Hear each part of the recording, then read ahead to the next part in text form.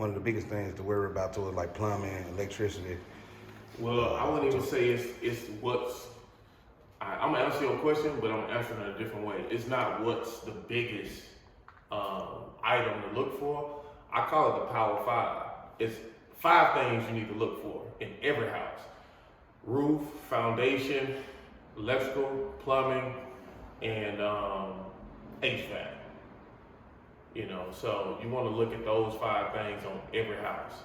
And if you're a new investor, if you got foundation issues, you might just need to JV with somebody who got experience, or you might want to pass that one on up. Because I'm a big proponent of, you know, when you new, man, you want to see the ball go in. You know what I'm saying? You don't want to start off 0 for 5 from the field and you trying to get into real estate investing. You know what I'm saying?